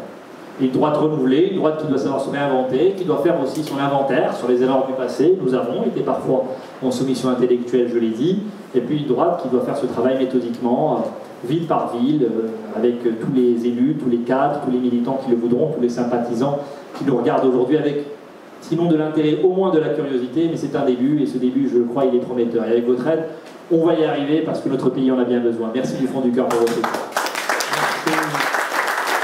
Merci Othman. Il y a 1000 francs à l'heure. On fait un petit quart d'heure de questions-réponses. Alors, je sais que plusieurs voulaient poser des questions. Merci. Bonsoir. Bonsoir. Ça va mieux. Je m'appelle Cécile Andrieux, je viens de Bourg-la-Reine, je suis conseillère municipale à Bourg-la-Reine. J'ai entendu votre discours et j'apprécie effectivement cette sincérité qui est aussi une valeur que je partage. J'ai un souci, aujourd'hui clairement, je vous explique ce qui se passe sur notre ville. On a un problème avec le maire actuellement en place. Nous, on était LR, il n'y a plus de LR sur sa liste actuellement. On est tous sortis, on s'est désolidarisés. On a un maire qui gaspille clairement l'argent de notre commune. On a un maire qui a basculé totalement à gauche aujourd'hui, qui a fait un projet où on avait 30% de logements sociaux et locatifs et on est passé à 90% aujourd'hui et il a tout fait dans notre dos. Aujourd'hui, je suis en train de constituer une liste et je vais me présenter. Donc, est-ce qu'on peut compter sur les LR pour nous soutenir dans cette démarche? Je sais que c'est un peu cash, désolé, mais sincérité. Chère Madame, cash n'est pas un problème. Et si on est là en famille, et je vous le dis vraiment, il n'y a aucune remarque, ni aucune question désobligeante. Il n'y a pas de mauvaises questions, il n'y a que de mauvaises réponses. Donc vraiment, sentez-vous parfaitement libre. Sinon ça n'a pas d'intérêt si on fait semblant. Et moi, j'aimerais vraiment qu'on se parle à cœur ouvert. Pour autant, je ne vais pas commenter une situation particulière que je ne connais pas. Ce serait dans les Yvelines où je suis président de ma fédération. Voilà, j'ai une attention sur toutes les villes. Je ne connais pas cette situation-là. Et on va regarder, il y a une fédération qui doit faire son travail, qui va regarder avec le président de fédération Philippe Juvin, le secrétaire départemental Agnès Potier-Dumas, et j'imagine que vous avez des échanges avec eux. Il faut d'abord qu'ils se positionnent, c'est d'abord les fédérations qui préparent le travail sur les municipales. Mais je vais vous dire quelques considérations de principe importantes que nous avons rappelées au Conseil national à l'occasion de ces municipales. D'abord, je veux le dire très clairement, il n'y a pas d'accord d'appareil pour les municipales au niveau national. Voilà. Les municipales, ce sont des situations locales, c'est du cas par cas, ça c'est précis au cas par cas, et notre stratégie chez les Républicains, elle est très claire, on est en 2 points. Premièrement, faire progresser LR, et donc partout nous le pourrons, avoir des candidats évidemment LR, partout nous le pourrons, avec un maximum d'élus LR, J'ai presque l'impression qu'on doit s'excuser désormais d'avoir envie de gagner des élections et d'avoir un maximum d'élus. Enfin, ça me paraît logique, et c'est logique de n'importe quel parti. Les autres sont dans le même état d'esprit, c'est normal, mais il faut l'assumer. Deuxième objectif, faire barrage à la gauche. Donc là où, pour le coup, la gauche pourrait l'emporter, nous avons un devoir de responsabilité vis-à-vis de nos électeurs. Parce que ça, voilà, il n'y a rien de pire. Alors, vous allez peut-être me dire, j'ai des journalistes qui disent régulièrement, ils vous disent pas le Rassemblement National.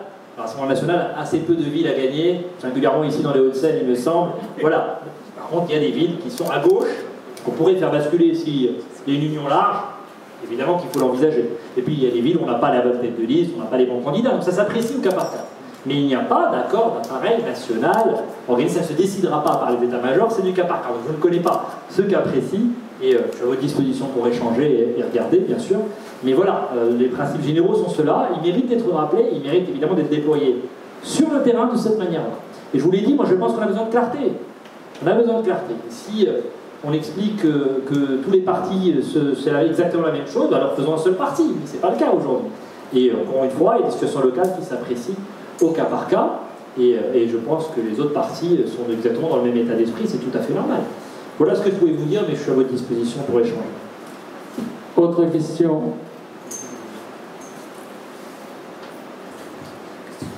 Oui.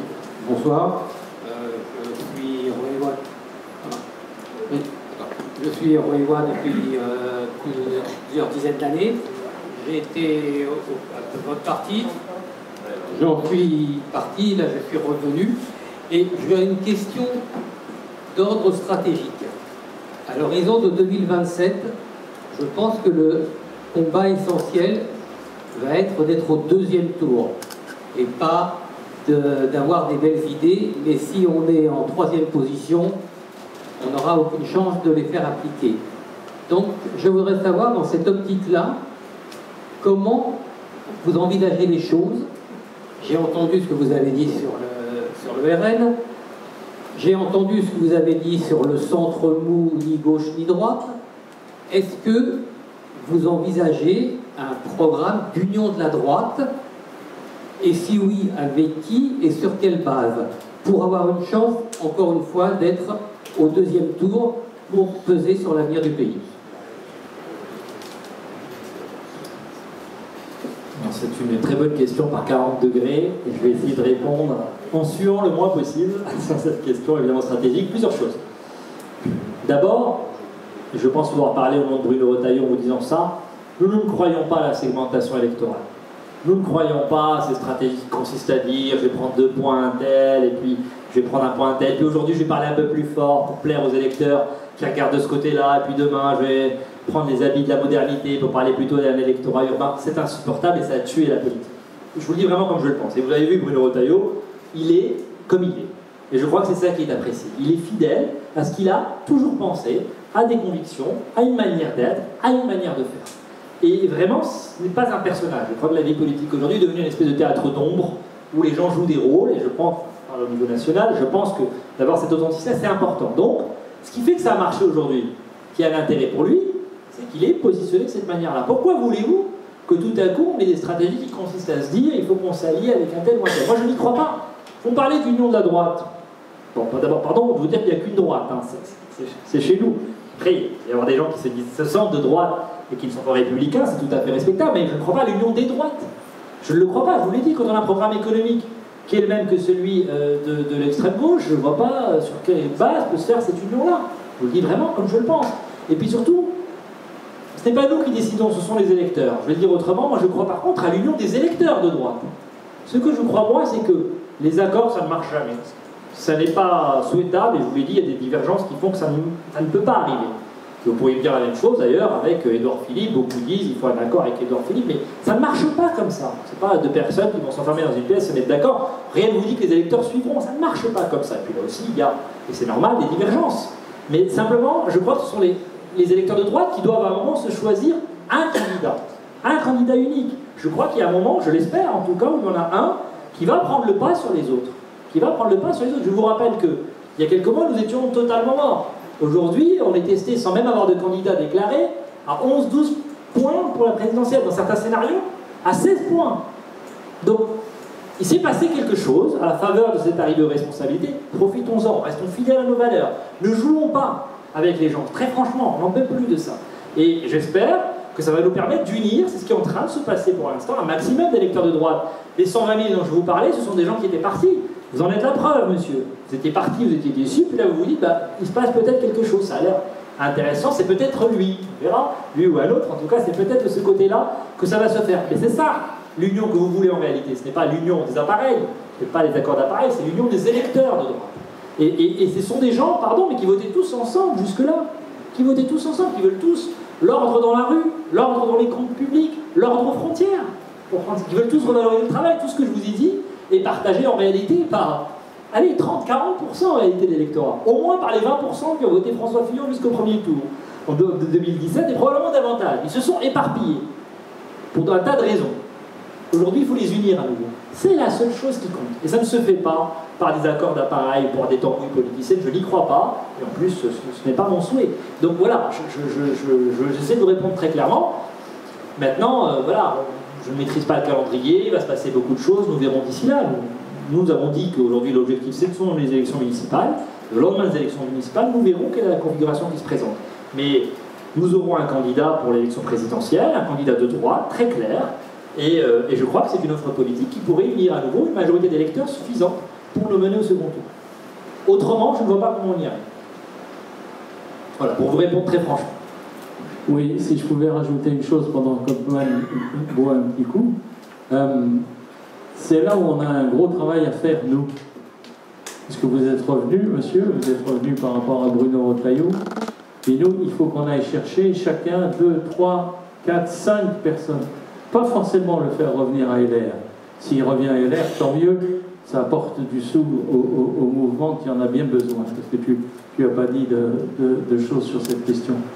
Mais surtout, ça nous permet de pouvoir étendre notre maille et notre filet et d'agir du plus possible. Et c'est ça le travail qu'on va avoir à faire. Oui, on va mettre en place des groupes de travail pour réfléchir aux projets et adresser nos contributions au niveau national. Oui, on va aller sur les marchés, oui, on va coller, oui, on va faire quelque chose. Mais le premier travail qu'on va avoir à faire, c'est dans notre famille, c'est dans nos amis, c'est instiller un message qui aujourd'hui est de plus en plus défini et qui nous permette de reprendre le terrain et d'agir sur le terrain à ce niveau-là. Après, une fois que le candidat est désigné, il aura déjà un tapis qui lui permettra d'avancer et de manière plus importante. On le voit aujourd'hui avec Bruno qui a du monde dans toutes ses réunions publiques, parce qu'il tourne comme ministre, mais quand il a fini de faire le ministre, le soir, il a des réunions publiques dans tous les départements où il va, systématiquement. Et là, il y a de plus en plus de monde. Donc, il y a des gens qui sont curieux qui viennent voir, et il y en a des gens qui viennent pour adhérer au message qu'il développe. Et c'est ça qui est le plus important et essentiel pour lui. Autre question? Ah, il y en a partout. Après, il y a le jeune homme là-bas. Vas-y. Didier Chopin, j'ai une question justement dans le sens de ce que tu viens de dire, Denis, pour essayer de convaincre les gens soit de rallier notre parti, soit de voter comme nous le souhaitons. Il faut aussi qu'on sache quelles sont les positions des Républicains sur certains points. Je voudrais aborder justement le problème des retraites, car en ce moment, beaucoup de bruit circule. On ne sait pas très bien quelle est la position des Républicains à ce sujet. Entre autres, on parle de supprimer l'abattement des 10%, de la non-indexation, etc., etc., pour éponger le déficit des retraites. On mélange d'ailleurs beaucoup les retraites du privé Agir-Carco avec celles du public et des collectivités locales et des régimes spéciaux. Donc, j'aimerais bien connaître la position des Républicains à ce sujet. Merci.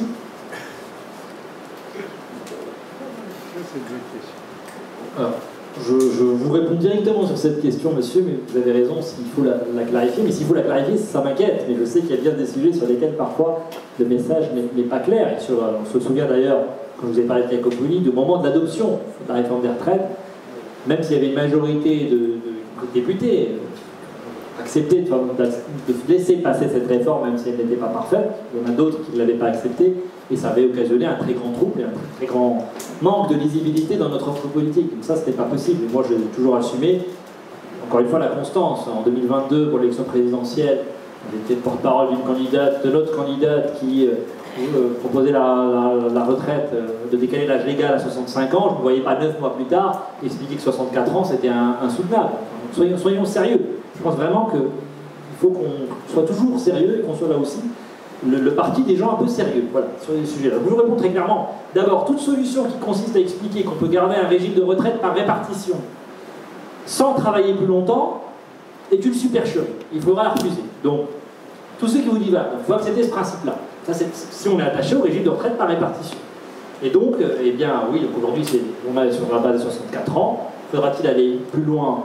Nous verrons. Mais pourquoi d'autres ont imaginé des systèmes dans lesquels, eh bien, tous les ans, on rajoute automatiquement quelque chose qui est indexé finalement sur l'espérance de vie, puisque si vous avez moins d'actifs et c'est tant mieux des retraités qui vivent plus longtemps, il faut s'en féliciter, et bien évidemment qu'à un moment, ça n'est pas équilibré, le système n'est pas équilibré. Et donc, à partir de là, vous avez trois solutions. Ou vous allongez l'âge légal, pour faire travailler les actifs plus longtemps, ou vous augmentez les cotisations, c'est-à-dire vous réduisez le net. Donc ça, il faut s'en rendre compte. Ce n'est pas ce que nous souhaitons quand on a un problème de pouvoir d'achat, comme on l'a dit, parce que voilà, mais ça réglerait le problème, mais nous ne le souhaitons pas. Et sinon, vous baissez les pensions. Nous ne le souhaitons pas non plus. Donc à partir de là, le seul levier dans un système de retraite par répartition avec cette évolution démographique-là, c'est l'allongement de l'âge légal. Après, il y a chez nous aussi, au sein du parti, l'idée d'une dose de capitalisation qu'il faudrait introduire. D'ailleurs, il faut savoir que nos fonctionnaires ont, eux, une dose de capitalisation avec un fonds qui est dédié, et donc je ne vois pas très bien pourquoi les autres ne pourraient pas en bénéficier. Ça ne règle pas le problème, parce qu'on ne peut pas basculer de l'un à l'autre du jour au lendemain. Aujourd'hui, les actifs payent pour les retraités, donc il n'y a pas de capital nulle part, et donc vous ne pouvez pas basculer du jour au lendemain, mais il faudrait l'envisager. Certains chez nous portent cette idée-là, chez les Républicains. Il faudra qu'on commence à la mettre en œuvre, mais ça ne réglera pas le problème. Quant à la question de l'abattement sur laquelle vous m'interpellez, Bruno Retailleau s'est exprimé très très clairement en défaveur de la suppression de l'abattement. D'abord, pour une première raison. Supprimer l'abattement aujourd'hui, c'est augmenter les impôts. Parce que c'est l'abattement, évidemment, sur l'impôt sur le revenu. Et là, vraiment, ça, c'est une maladie française qui consiste à penser qu'on peut régler chaque problème de notre pays avec une hausse d'impôts supplémentaires. Et quand on a le record des prélèvements obligatoires, c'est la réalité, quasiment au monde, eh bien, on ne réglera aucun problème en rajoutant des impôts. Donc, il n'y a pas de solution dans laquelle la pression fiscale s'alourdit, y compris sur nos retraités, et, si je peux me permettre, y compris sur les retraités les plus aisés, parce que pour moi, qu'est-ce qu'on appelle les plus aisés? À chaque fois que dans notre pays on dit qu'on va prendre de l'argent uniquement aux plus aisés, ça finit sur les classes moyennes. Parce qu'évidemment, l'assiette n'est pas assez large. Donc si on a toute solution qui consiste à expliquer qu'on va équilibrer nos comptes en augmentant encore les impôts, même quand on vous dit que c'est sur les plus aisés, ça finit sur les classes moyennes. Et donc ça n'est pas possible. Et donc, cette idée de supprimer l'abattement est une mauvaise solution à un vrai problème. Le vrai problème, je l'ai dit, donc voilà, il faut l'assumer en tant que tel. Bon, il se trouve que dans le conclave qui a été réuni, enfin tout ça n'est pas à l'ordre du jour, de toute façon, ce n'est pas une mesure pour équilibrer les retraites, c'était une mesure pour équilibrer le budget de la sécurité sociale. Voilà, y compris d'ailleurs la question de l'indexation des pensions de retraite, sur laquelle nous avions poussé pour que ce soit une demi-indexation décalée dans le temps. Bon, voilà, on peut imaginer bien sûr des efforts demandés à certains, mais ça ne peut pas être une hausse d'impôt, ça ne peut pas être la suppression de l'abattement pour les retraités. Voilà, Bruno Retailleau s'est exprimé très clairement sur ce sujet-là. Voilà ce que je pouvais vous dire sur la question des retraites, mais la réalité c'est qu'avec aujourd'hui une chute de la natalité qui est importante, le problème est encore devant nous. On est passé de 4 actifs pour un retraité à 1,7 actifs pour un retraité. Vous voyez comme le régime est déséquilibré. La réalité c'est qu'aujourd'hui 64 ans ne suffisent plus. C'est une évidence. Et donc le problème est toujours devant nous et on court toujours avec un peu de retard et avec parfois des demi-mesures sur un problème qui ne fait que s'aggraver. Voilà, mais aujourd'hui, pour vous répondre clairement sur la question des retraites, nous refusons la remise en cause de la réforme qui avait été votée, de toucher à l'âge légal des retraites de rabaisser, parce que tout simplement c'est un mensonge quand la réalité démographique elle est ce qu'elle est et les chiffres ne mentent pas. Merci. Monsieur? Oui, bonjour monsieur. Merci beaucoup déjà pour ce que vous avez fait et pour votre discours. Un petit peu plus fort. Et plus près du micro. Si, il marche. Regardez, il touche. Ah, okay. Merci beaucoup, monsieur, déjà pour votre discours, c'était très intéressant. Il y a beaucoup de sincérité, je me suis retrouvée par là. Donc, merci pour ça. Ma question portait, j'ai vu qu'il y avait une grosse pierre angulaire sur la sécurité, mais je pense que l'économie, pour moi, fait également partie de cette pierre angulaire qui est très importante aujourd'hui. Quels sont vos projets pour ça? Comment vous allez penser à redynamiser l'économie dans le pays? Pour moi, également, le driver en fait, du pays, en fait, et après, pour moi, c'est la sécurité. Et ensuite, qu'est-ce que vous allez faire pour les jeunes primo-accédants? Parce que là, on a parlé des seniors, mais également pour les jeunes qui sont très impactés par ce qui se passe aujourd'hui dans l'économie, notamment dans les entreprises, les grosses entreprises, pour les cadres dirigeants supérieurs, sortis d'école, primo-accédants. Car il y a une grosse crise qui se fait actuellement pour les jeunes sur le marché de l'emploi. Alors, sur l'économie, je risque de vous surprendre. Merci d'abord pour ce que vous avez dit, merci pour votre question. Je vous le dis comme je le pense, vous me demandez comment redynamiser l'économie. Laissons faire les entreprises, laissons faire les chefs d'entreprise, laissons faire les producteurs, laissons faire les agriculteurs, et arrêtons de penser que l'État peut tout régler et doit tout faire lui-même. Je crois qu'on en meurt de ce dogme-là. Et vraiment, enfin, si on mettait moins de poulets au pied, je l'ai dit tout à l'heure, à ceux qui créent la richesse dans notre pays, je suis certain qu'il y aurait plus de richesse déjà aujourd'hui. Nous avons 400 000 normes dans ce pays. Le coût des normes, le coût de ces 400 000 normes sur la richesse produite, il est de 3 points de PIB. Ce n'est pas moi qui le dis, c'est l'IFRA.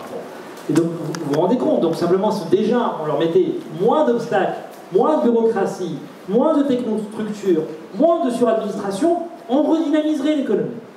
C'est aussi simple que cela. Quelqu'un chez nous, qui est David Lisnard, avait eu cette formule que j'aimais beaucoup, il disait on est tombé dans la République du serpent. C'est-à-dire que tout doit passer aujourd'hui par une démarche administrative. Je vais vous dire, c'est filmé, je ne peux pas le dire, mais je le dirai une autre fois, je vous le dirai en aparté, mais j'ai des exemples aujourd'hui de ministres de chez nous au gouvernement qui se heurtent à des décrets qui étaient sur le point d'être pris. Je peux vous dire qu'heureusement qu'il y a des ministres de droite. Et qui du coup bien font qu'on ne fait pas n'importe quoi. Parce que parfois, l'administration peut avoir envie d'appliquer des lois qui ont été votées de la manière la plus extrême qui soit. Avec, encore une fois, toujours plus de normes, toujours plus de règles. Et j'ai un exemple que je vous dirai peut-être en aparté après. Mais c'est invraisemblable la capacité de notre administration à vouloir toujours réguler. Vous connaissez la fameuse formule, ce qui fonctionne, on le taxe. Si ça fonctionne encore, on le régule, et quand ça ne fonctionne plus, on le subventionne. Voilà le drame dans lequel aujourd'hui on est enfermé, qui a contribué à créer notre paupérisation économique. Donc voilà, aujourd'hui, il faut libérer les énergies, il faut laisser les entreprises bien travailler, donc elles le disent toutes, moins de normes. Nos agriculteurs ne demandent pas des subventions, ils ne demandent pas des aides sociales, ils demandent qu'on leur mette moins de bâtons dans les roues, qu'on les laisse travailler. Donc ça, je crois que c'est un principe important, et là aussi, qui n'a pas beaucoup été défendu dans le débat public depuis très longtemps, parce qu'évidemment, c'est plus élégant de penser que l'État peut tout faire et doit tout faire. Ce n'est pas vrai. Et donc, voilà. Et donc, évidemment, la maîtrise de la dépense publique, c'est une manière aussi de libérer de l'énergie. Si l'État prend moins, si l'État dépense moins et qu'il prend moins sur la richesse produite, ça fait plus de richesse à se répartir. Et le vrai pouvoir d'achat, c'est l'argent que l'État vous laisse dans votre poche à la fin du mois. C'est ça qu'il faut. C'est pas les chèques en blanc ou en bois que fait l'État, puisque évidemment tout cela est financé sur le dos des générations futures, qui auront à payer pendant 20 ou 30 ans le salaire des fonctionnaires d'aujourd'hui. Je ne parle pas des investissements, des autoroutes ou des grands projets d'infrastructure, on n'en fait quasiment plus malheureusement aujourd'hui d'ailleurs. Le moindre projet voit l'opposition des écologistes, voit des ZAD se créer, voit des obstacles juridiques monstres. C'est dans un pays qui ne peut plus porter de nouveaux projets, c'est un pays là aussi qui se paupérise. Donc vous voyez qu'il y a une bataille là aussi culturelle extrêmement importante à porter sur ces sujets-là. Et justement, vous m'avez parlé des primo-accédants. Donc vous parlez bien des jeunes qui veulent acquérir un logement. Non, c'est sur le marché de l'emploi. Je vais même vous parler de ceux qui veulent acquérir un logement, parce que je vais vous parler des deux. Mais c'est intéressant parce qu'effectivement, on a une crise du logement qui est là, qui va s'intensifier. Et on a un débat, je mets volontiers les pieds dans le plat, ce ne sont pas des sujets faciles, sur le ZAN, le zéro artificialisation nette, qui avait été adopté dans une loi, je crois, en 2018-2019, et qui a été supprimé dans un amendement, mais la proposition de loi n'a finalement pas été adoptée récemment. Je vous l'ai dit, moi je suis favorable, évidemment, à ce qu'on maîtrise nos réductions de gaz à effet, à ce qu'on maîtrise nos émissions de gaz à effet de serre, etc. Mais cette idée qu'on ne pourra plus rien construire, parce que dans des villages, c'est ça que ça veut dire. Quand on ne peut pas construire verticalement dans un village, et bien ça veut dire littéralement qu'on ne peut plus développer de projet dans le village alors qu'on a une crise du logement. Et donc on va contribuer directement à augmenter massivement le coût du logement pour les gens, qui est déjà aujourd'hui le premier poste de dépense. Vous voyez, ça c'est ce que j'appelle une forme d'écologie punitive. Alors bien sûr, il faut le faire intelligemment, mais le zéro artificialisation nette, ça revient à dire que littéralement on va geler, à un moment, d'ailleurs certains d'ailleurs maintenant sont pour le zéro artificialisation brute, ce sont les verts qui veulent toujours pousser plus loin, ça n'est pas possible. Ça n'est pas possible. Et donc voilà, je peux vous parler des jeunes qui voulaient acquérir un logement. Vous savez, le chemin de l'enfer est pavé de bonnes intentions. Et au nom de l'écologie, on ne peut pas non plus faire n'importe quoi. Donc c'est là où il faut que nous, on soit pour une écologie de progrès, qui investisse, on croit au progrès technique. Il y a beaucoup à faire. Alors, bien sûr, il peut y avoir de la sobriété, ce n'est pas le problème. Mais cette idée qu'on va faire en sorte, on va oublier qu'il y a aussi une acceptabilité sociale à avoir en tête. C'est vrai aussi pour les zones de faible émission. Il y a un moment, les gens n'ont pas d'autre choix que de prendre leur voiture, les véhicules électriques sont très chers, ça ne suffit pas de dire que vous ne pouvez plus circuler. Ça n'est pas acceptable. Donc si vous interdisez, il faut accompagner. Si vous voulez mettre une contrainte, il faut proposer autre chose. Il faut arrêter encore une fois cet étatisme qui nous étouffe. Voilà ce que je pense, et voilà ce que je voulais vous dire. Et pour l'accès au marché de l'emploi, je pourrais vous faire exactement la même chose, mais je vais aller un peu plus loin sur les jeunes, parce qu'on a aujourd'hui un énorme problème de formation professionnelle aussi d'un certain nombre de jeunes, ceux que vous avez mentionnés, mais je veux quand même le dire, puisqu'on a ce sujet incroyable d'avoir autant d'emplois non pourvus. On n'a jamais eu autant d'emplois non pourvus dans notre pays. Et en face, on n'a jamais eu autant de demandeurs d'emploi, en particulier chez les jeunes. On a évidemment un taux de chômage qui est quasiment 2 fois supérieur à la moyenne nationale. Et d'ailleurs, tous ceux qui vous disent que quand on a des emplois non pourvus, il faut plus d'immigration, ça ne marche pas, puisque vous avez des gens sur le territoire national qui ne travaillent pas alors qu'il y a des emplois non pourvus. Et d'ailleurs, il y a 500 000 étrangers en situation régulière qui sont en demande d'emploi. Donc on a un sujet sur lequel on n'a jamais été très bon, qui est celui de la formation, évidemment, de flécher l'offre et la demande. Et on n'est pas bon sur ce sujet-là, parce que pendant des années, on a considéré, chez certains, y compris dans nos organismes de formation parfois, y compris parfois à l'éducation nationale, j'assume de le dire, que l'entreprise était l'ennemi. Et que vouloir mettre en adéquation les besoins des entreprises avec l'offre de formation, c'était une forme d'exploitation. Je vous dis ça, je ne vous parle pas d'un temps d'il y a 20 ou 30 ans, je l'ai moi-même connu, j'ai été vice-président de la région pendant 3 ans en charge de ces sujets-là, formation d'insertion professionnelle, y compris de jeunesse. Et j'avais encore, y compris, pardon, je vais mettre les pieds dans le plat, des missions locales, des organismes qui sont financés d'abord par la région, par l'État aussi, par les collectivités, et que j'explique que ce n'est pas leur rôle de travailler pour les entreprises. Eux, non, ce n'est pas le sujet d'entreprise. Eux, c'est de développer l'épanouissement de ces jeunes. J'entends tout à fait, mais l'épanouissement de ces jeunes, il me semble que ça passe par trouver un travail. Et que si on veut trouver un travail, il faut avoir une formation qui corresponde à un besoin de recrutement. Mais vous avez des gens qui continuent dans cette idéologie de gauche qui nous est imposée depuis longtemps, et pas vouloir l'admettre. Il y a encore des entreprises qui n'arrivent pas à accéder aux écoles pour présenter leur métier, alors qu'on a un défi immense en matière d'orientation. C'est une réalité encore aujourd'hui. Il y a un gros travail qui a été fait, mais vous avez des organismes qui vous expliqueront très bien qu'il y a des écoles dans lesquelles ils ne sont pas les bienvenus. Et donc ils n'ont pas l'occasion de présenter leur métier parce que c'est mercantile, parce que c'est marchand, et donc ce n'est pas bien. Eh bien, au sein de l'éducation nationale, ça n'est pas possible. Et donc on a ce défi de l'orientation et de l'insertion sur lequel il faut qu'on soit bien meilleur si on veut évidemment qu'il y ait un fléchage de ces jeunes aujourd'hui qui arrivent sur le marché du travail et qui ne sont pas les bonnes qualifications pour pouvoir avoir un emploi. Il faut bien sûr mettre la sélection à l'université. Parce que si vous laissez tout le monde s'inscrire dans n'importe quelle filière, quels que soient les débouchés, quel que soit le niveau de la personne, mais d'abord, vous créez des drames absolument terribles pour ces jeunes-là, parce qu'évidemment, vous les mettez dans des filières d'échecs, où ils n'ont pas les bonnes qualifications pour réussir, et en plus, sans emploi au bout pour un certain nombre. Totalement irresponsable. Donc tous ces dogmes-là, il va falloir en sortir un par un.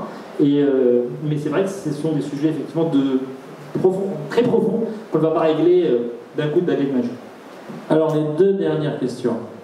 2 dernières, parce que j'ai promis à Othman qui partirait. Madame. Bonjour à tous, je m'appelle Maria Sow. Moi, ma question porte sur l'immigration des sans-papiers. Alors, je félicite M. Bruno Retailleau qui a abrogé la circulaire Valls de 2012. C'est une très bonne idée. Mais moi, mon problème, c'est en fait, sur l'ère Valls, nous avions 500 000 sans-papiers qui se trouvent sur le territoire français. Et à chaque fois qu'on nous parle d'immigration, on pense toujours à ceux qui doivent venir, qui brisent en mer, Lampedusa, etc. Mais quelle solution préconisez-vous Sachant qu'aujourd'hui, on a à peu près entre 600 000 et 800 000 sans-papiers sur le territoire français. C'est à un moment donné, je me dis qu'il faut quand même trouver des solutions par rapport à ces gens, parce que le chiffre est en train de grimper de plus en plus. Je vous remercie. Vous avez entièrement raison. D'abord, la première réponse, c'est de tarir les flux. Évidemment, sinon on a envie de la mer avec une petite cuillère. Et c'est d'ailleurs un drame humain absolu, parce que tous ceux qui jouent à expliquer que c'est généreux que d'envoyer des messages en disant à des gens qui sont dans la misère, venez, vous allez trouver l'Eldorado ici, d'abord c'est un mensonge, ils n'ont pas la capacité de les accueillir, ensuite ils le font au péril de leur vie, et en faisant vivre des réseaux de passeurs mafieux qui les exploitent. Donc il n'y a aucun... C'est une fausse générosité, c'est une immense hypocrisie. Donc il faut tarir les flux. Donc tous ces messages qui consistent à dire ne venez pas, même si ça peut être dur à entendre, c'est peut-être le message le plus humain finalement qu'on peut faire. Ça ne veut pas dire qu'il n'y a pas des démarches aussi de co-développement, etc. à avoir, mais ça me paraît extrêmement important de le préciser. Parce qu'une fois sur le territoire national, et sur le sol européen, effectivement, il y a une énorme difficulté à faire repartir ces individus dans leur pays d'origine. Et on sait très bien cette difficulté-là, qui revient tout simplement au refus d'un certain nombre de pays d'origine, de les accepter en retour. Et donc, il y a là aussi une amélioration. Je ne reviens pas, vous auriez pu m'en parler, mais je sais que vous l'avez en tête évidemment sur notre relation avec l'Algérie, qui aujourd'hui, tout a déjà été dit là-dessus. Nous verrons ce qui se passe d'ailleurs, et je souhaite vraiment qu'il soit libéré. Je pense à Boualem Sansal, et je pense malheureusement que ce sujet de la relation avec l'Algérie est très largement devant nous. Bruno Retailleau s'est déjà dit très clairement ce qu'il en pensait et ce qu'il avait commencé à faire. Et là aujourd'hui, il y a la libération de Boualem Sansal que nous espérons très sincèrement. Mais il y a d'autres pays avec lesquels la coopération, la discussion a porté ses fruits. Avec le Maroc aujourd'hui, la reprise des OQTF a doublé. A doublé depuis que la relation a été consolidée et qu'il y a eu un accord sur, là, on vous demande de délivrer davantage de laissez-passer. Celui-là, pour être précis, plus 93% d'une année à l'autre. Bon. Voilà, c'est un exemple. Il faut qu'on multiplie. Il y a des accords bilatéraux aussi qui sont faits avec des pays tiers, des pays de transit, pour qu'ils acceptent de reprendre. Eh bien, je pense au Kazakhstan, des individus qui sont des gens qui sont venus d'Afghanistan, traversent le Kazakhstan, qui sont arrivés en France. Eh bien, on ne peut pas les renvoyer en Afghanistan pour des raisons de jurisprudence et pour des raisons effectivement humaines, je peux comprendre, mais on va les renvoyer au Kazakhstan avec cet accord bilatéral. Et donc, Bruno Retailleau, on a, je crois, construit 3. Il faudra qu'il y en ait d'autres. Donc, voilà, ça c'est une des solutions. Vous en avez bien d'autres, mais effectivement, si on veut réduire les flux, il faut accepter d'avoir un modèle social, eh bien, pas forcément peu généreux, mais dans la moyenne des autres pays. Parce que, évidemment, si on est beaucoup plus généreux que les autres pays, eh bien, les flux se dirigent naturellement vers nous, c'est logique.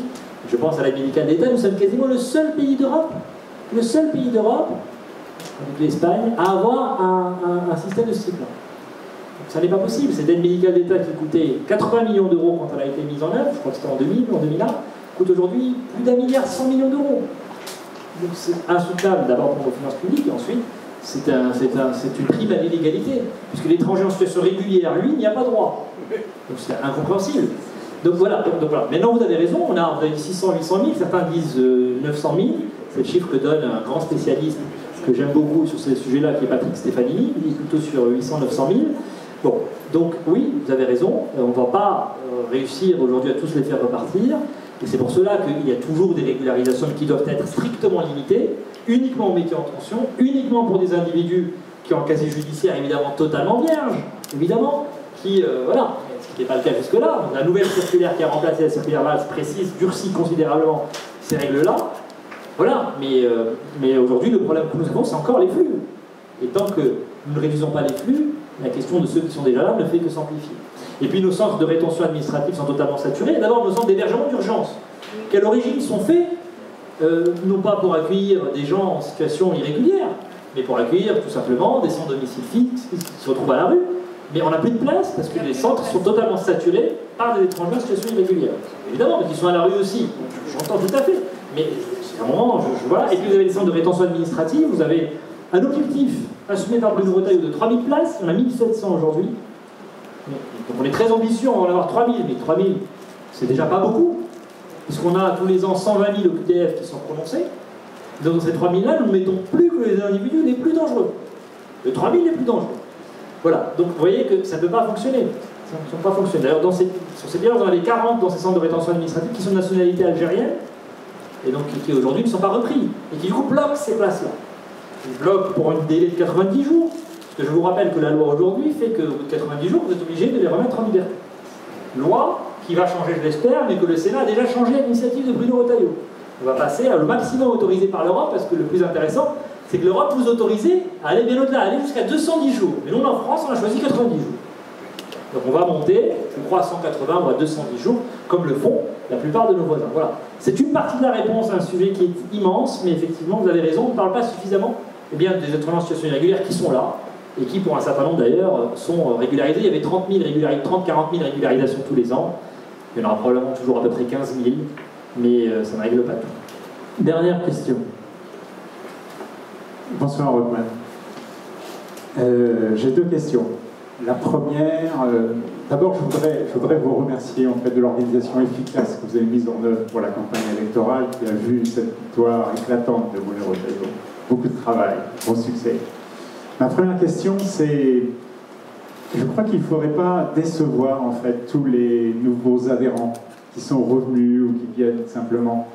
Et certains signes que l'on a vus récemment à l'Assemblée nationale lors de deux votes, le vote du mariage contre les OQTF, premièrement, et deuxièmement le vote sur la PPE, le projet de programmation énergie. Je veux dire, deux actions qui sont menées par le RN, enfin Ciotti et puis Marine Le Pen, où les LR sont complètement absents. Et j'ai un tas de remarques en fait pour me dire, mais où sont-ils? Que font-ils? Où sont les LR? Ma deuxième question, c'est les LR aujourd'hui, ils ont une image de sérieux sur le champ de la sécurité, je dirais de la justice, grâce à Bruno Retailleau. Mais on n'entend personne parler d'économie. Je voudrais reprendre le point de tout à l'heure. Personne ne parle d'économie. Et ma question, c'est est-ce qu'il va y avoir un contre-budget LR en septembre, quand les choses vont commencer à coincer? Et est-ce qu'on aura des mesures ou des positions un peu plus précises que celles que l'on entend à longueur de journée, de l'AME, des agences qui coûtent 80 milliards, des nombres de fonctionnaires, etc., mais qui manquent quand même un peu de solidité. Et donc, y a-t-il des gens qui réfléchissent aujourd'hui? Alors, je commencerai, si vous m'autorisez, par la seconde question. D'abord, juste pour vous dire qu'effectivement, oui, bien sûr, parce que l'exemple que vous avez pris est très flagrant. Il ne suffit pas de dire qu'il faut maîtriser la dépense publique ou il faut faire des économies plutôt qu'augmenter des impôts, il faut pouvoir dire où. Alors, moi, je n'ai jamais présenté l'AME comme une mesure d'économie. Parce que, d'abord, je ne suis pas pour sa suppression totale, parce qu'il faut réduire le champ, voilà, aux situations d'urgence. Vraiment, quelqu'un risque de mourir, on va le soigner. On va le soigner en France. Mais voilà, c'est un risque épidémiologique, on va le traiter. Mais c'est tout. Là où il y a aujourd'hui un panier de soins qui est beaucoup plus large. Donc ça ne va pas faire, même pas le milliard d'économies.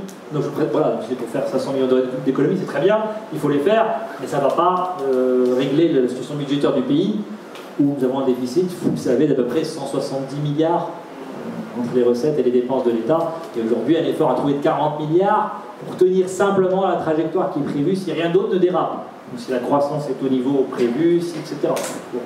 Donc c'est un effort minimal en réalité. Et il va falloir trouver 40 à 50 milliards tous les ans dans la trajectoire qui est prévue pour revenir sur les 3%. Et nous serons le dernier pays d'Europe à revenir sur les 3%. Peut-être en 2029, si nous faisons ces efforts. Donc il faut dire où. Alors les agences de l'État par contre, j'assume de le dire.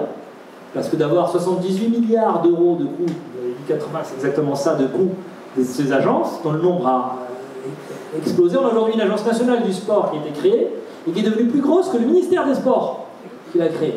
Bon, il y a à tous les échelons cette bureaucratie dont on parlait qui ne peut pas se résumer par une seule mesure, mais qui a à faire sujet par sujet, secteur par secteur, etc. Mais là où vous avez raison, c'est qu'il faut rentrer dans le détail, il faut pouvoir donner des exemples. C'est un travail qui est en train d'être fait en ce moment par les deux groupes parlementaires, à l'Assemblée nationale et au Sénat. Le Premier ministre va donner ses pistes, je crois, le 15 juillet. Il faut qu'on soit prêt à dire voilà ce que nous voulons à ce moment-là ou plus tard à la rentrée. Je veux d'ailleurs vous rappeler, j'aurais dû le dire, c'est vrai que j'ai manqué à toutes mes obligations, que nous aurons les 6 et 7 septembre, à la rentrée, des universités d'été. Vous allez tous pouvoir venir puisque c'est pas loin. C'est dans les Yvelines, voilà, à Port-Marly. Donc ça sera 2 pas, c'est 2 jours durant lesquels on va travailler sur le fond. Avec des ateliers, des intervenants, des tables rondes, et certainement des annonces aussi à ce moment-là sur le fond des sujets. 6 et 7 septembre, effectivement, au Pyramide, à Port-Marly, donc voilà, premier week-end de septembre, ce sera nos universités d'été, à l'occasion desquelles nous allons aussi avoir un congrès pour voter pour de nouveaux statuts, et qui vont simplement simplifier l'organisation de notre parti qui est aujourd'hui un peu compliqué quand même.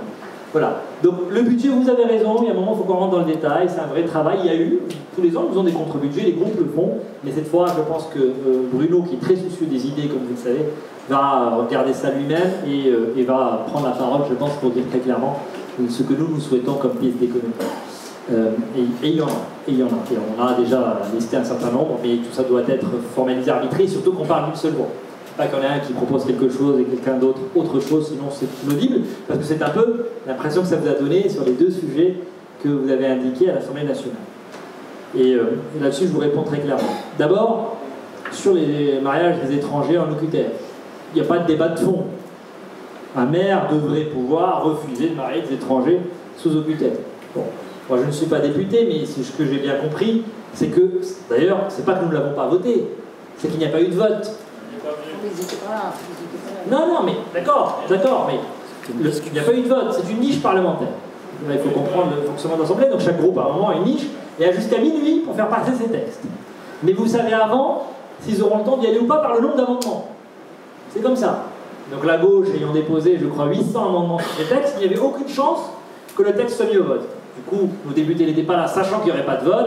L'image est peut-être à déplorer, mais enfin, on ne peut pas dire que par notre absence, le texte n'est pas passé.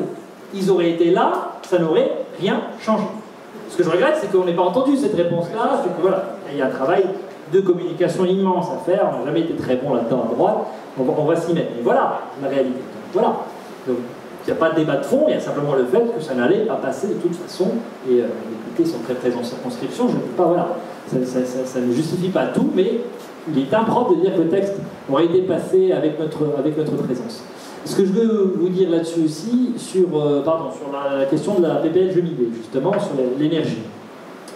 Alors, là-dessus aussi, c'est un peu compliqué. Il y a eu, en fait, l'amendement qui a été voté d'ailleurs par nous, je crois par le RN aussi, sur un moratoire sur l'éolien et sur le solaire. Et ensuite, sur la proposition de loi, on s'est abstenu. Simplement, je vais vous le dire, il n'y avait pas que ce point-là dans cette proposition de loi. Il y avait aussi d'autres amendements qui sont passés, qui étaient des amendements de gauche. Donc, à un moment, nos députés n'avaient pas forcément envie qu'on adopte ce texte-là en l'état et on préférait le renvoyer au Sénat.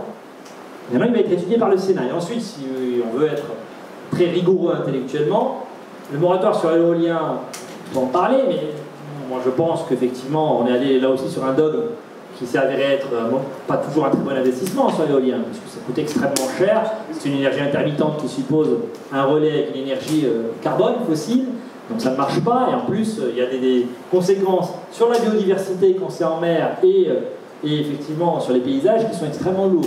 On a le droit de se dire que ce n'est peut-être pas la bonne forme d'énergie renouvelable pour compléter notre mix énergétique, sachant que de toute façon, c'est le nucléaire qui doit être le vaisseau amiral de notre production énergétique. Par contre, sur les panneaux solaires, c'est un peu plus compliqué, c'est un peu plus contrasté, et puis vous avez une filière quand même. Aujourd'hui, vous avez 120 000 emplois qui en dépendent. Vous ne pouvez pas simplement... Non, pas que en Chine, oui, je me souviens du débat sur les panneaux photovoltaïques, mais on peut s'interroger sur la rédaction de l'amendement et sur le fait de le prendre dans ce texte-là. Et d'ailleurs, je dois vous dire que certains considèrent que le Conseil constitutionnel l'aurait censuré de toute façon. Bon, je ne suis pas un spécialiste. Ce que je peux vous dire, c'est que la copie repart au Sénat. Et donc, il faut faire très attention à ces effets où on voit une image tout à coup qui résume. Je sais qu'il n'y a que ça qui perce le mur du son et je sais que ça se fait à notre détriment. Et du coup, il faut qu'on le sache, il faut qu'on en tienne compte. Donc, je vous donne raison sur l'effet que ça produit. J'ai reçu beaucoup de mails à ce sujet-là. Vous en avez reçu beaucoup au siège. J'en ai reçu dans ma fédération. Bien sûr qu'il y a un message qui a pu être brouillé à ce moment-là sur ces 2 sujets. Mais la réalité, c'est que la réalité est un peu plus compliquée. Charge à nous de mieux communiquer. Mais sur le fond des sujets, je vous prie de croire que les convictions restent constantes et que, en tout cas, avec Bruno, elles ne seront jamais négociables. J'en finirai par vous dire qu'avec le président du Sénat, Gérard Larcher, avec le président du parti et les 2 groupes, il y aura une cellule de coordination précisément. Donc à l'Assemblée, comme au Sénat, eh bien, on parle d'une seule voix. Parce que parfois, on a parfois le sentiment que ce n'est pas tout à fait la même ligne. Il n'y a qu'une ligne, c'est celle que les adhérents d'LR ont tranchée, et on va essayer de mettre de l'organisation et de la communication pour que cette ligne soit entendue et comprise par tous nos concitoyens. Voilà ce que je peux vous dire. Allez, une berbe d'air. Merci, bonsoir. Rafik Abou Fadel, je suis le président du Conseil des chrétiens d'Orient et vice-président du Conseil des Libanais de France. Ma question est simple. Nous avons des Français de l'étranger qui sont un réservoir de voix. 1 741 000 si je ne me trompe pas. Aujourd'hui, les fédérations LR locales se sentent délaissées. J'en ai vu après le congrès. Nous avons discuté de ces sujets-là. Et je voudrais savoir, y a-t-il une stratégie dans le parti pour aller récupérer ces voix? C'est un vrai réservoir de voix pour pouvoir se retrouver dans la même position de vote qu'avait Jacques Chirac sur les Français de l'étranger. Alors il n'y a pas que chez les Français de l'étranger qu'on a un travail de structuration, de redynamisation de certaines de nos fédérations. Mais évidemment c'est un vrai exemple, on a seulement, même si ça a beaucoup progressé, 2000 ou 3000 adhérents parmi les Français de l'étranger, on pourrait en avoir beaucoup plus bien sûr. Et c'est vrai pour les Français de l'étranger, c'est vrai pour nos compatriotes en Outre-mer aussi, où on avait avant beaucoup de monde, on en a beaucoup moins, et il y a des territoires, je pense à la Réunion, à la Nouvelle-Calédonie, où on pourrait être beaucoup plus fort aujourd'hui. Et il y a eu là aussi un engouement à la faveur de la candidature de Bruno Retailleau, mais il reste un vrai travail à faire. Donc ça, c'est ma responsabilité directe comme secrétaire général, et vraiment mon souhait, c'est partout. Partout en métropole, partout en Outre-mer, partout dans le monde, pour les Français de l'étranger, on a des fédérations qui tournent. Donc on a des fédérations dans lesquelles parfois il n'y a plus de responsables, on est en train d'en nommer des nouveaux. Donc on part de loin parfois, hein. Très franchement, quand les choses sont délitées depuis des années, ça met du temps de trouver les bonnes personnes et de remettre une dynamique. On va mettre en place des outils, j'en ai beaucoup parlé, et puis surtout des messages aussi clairs parmi ces outils, c'est qu'encore faut-il savoir ce qu'on donne comme message à ces gens-là, à ce qu'on leur propose. Et vous l'avez ici, c'est la campagne d'adhésion qui est en cours sur la France des honnêtes gens. Et moi, je vous invite vraiment à relayer ce message. Tout à l'heure, monsieur me disait la question des alliances, etc. Ben, en fait, il y a une majorité dans l'opinion publique, il y a une majorité chez nos compatriotes qui veut la même chose en parler, c'est ce que nous appelons la France des honnêtes gens. Ce sont des gens qui travaillent, qui ne veulent pas avoir le sentiment de payer pour des gens qui ne travaillent pas alors qu'ils le pourraient. Ce sont des gens qui sont inquiets pour leur sécurité, pour leurs enfants à l'école. Ce sont des gens qui sont attachés à une certaine idée de la France, à une certaine grandeur de la France, aussi à un certain nombre de repères culturels, à un mode de vie qui n'est pas illégitime. Et cette France des honnêtes gens, c'est à elle qu'on doit s'adresser. Et celle-là, elle peut être encartée, pas encartée, elle peut avoir voté de manière extrêmement différente. Je vous rappelle d'ailleurs que même à gauche, quand vous interrogez les électeurs sur l'immigration, vous seriez surpris du résultat. Il y a une très nette majorité des électeurs socialistes, écologistes, sur la question, sur les propositions de Bruno Retailleau sur l'immigration. Et c'est de l'ordre de 60 à 70%. Même chez les Insoumis, il y a une courte majorité. Sur des questions de voulez-vous maîtriser, réduire les flux migratoires. C'est quand même qu'en réalité, il y a une France silencieuse qui cherche aujourd'hui une incarnation, un projet à porter. Et il y en a beaucoup parmi nos compatriotes des Français de l'étranger, il faut aller les chercher un par un. Et cette campagne, vraiment, je vous invite à la relayer parce que, je vous l'ai dit, on a fait 20 000 adhésions depuis la fin de la clôture, depuis l'élection, on va dire. Et cette dynamique, elle doit se poursuivre. Parce que plus on sera nombreux, plus on aura un parti représentatif. Vous parlez là de problématiques que vous vivez aussi dans vos métiers. Nous n'avons plus de fédération professionnelle. Il fut un temps où nous avions quelqu'un qui faisait le lien, une équipe même qui faisait le lien avec les médecins, avec les avocats, avec un certain nombre de professions, avec les agriculteurs bien sûr. Et on s'est coupé de tout ça, on s'est coupé de la société civile. Mais aujourd'hui on est plus de 120 000, demain on sera encore plus nombreux, et on aura dans nos adhérents des gens qui vont nous faire remonter ces informations-là, qui vont nous alerter sur des points très précis pour nourrir aussi ce projet qui ne doit pas être un projet théorique un peu hors sol, mais qui doit être extrêmement concret, qui doit se décliner dans le quotidien des gens. C'est un travail colossal. On est très en retard. Alors je vais vous dire, on est très en retard, mais on est probablement les moins en retard. Voilà, parce qu'effectivement, la période politique est compliquée pour tout le monde. 1 an et demi, ça va très vite, ça laisse le temps de faire ce travail, mais il faut y aller franchement. Et pour cela, on a besoin de votre aide, on a besoin de votre mobilisation, et surtout, dites-nous les choses. Donc il ne faut pas hésiter. Écrivez-nous, on aura la capacité de répondre à tous les messages que le ciel va recevoir. Il faut nous donner quelques mois pour mettre tout ça en œuvre, et puis pour avoir les équipes pour, mais c'est extrêmement important que nos adhérents, et puis ceux qui hésitent à adhérer aussi, trouvent réponse et ont l'impression que ce parti est réellement le leur et qu'ils travaillent pour cette France des honnêtes gens, au-delà de ceux qui sont directement intéressés et qu'on est en capacité de porter les aspirations d'une grande majorité de nos compatriotes. Et pour ceux qui ont eu le courage de venir ce soir par 40 degrés, vous êtes plus honnêtes encore que les autres. En tout cas, la démarche qui est la vôtre est vraiment à saluer. Je vais vous en dire infiniment merci. Merci Othman.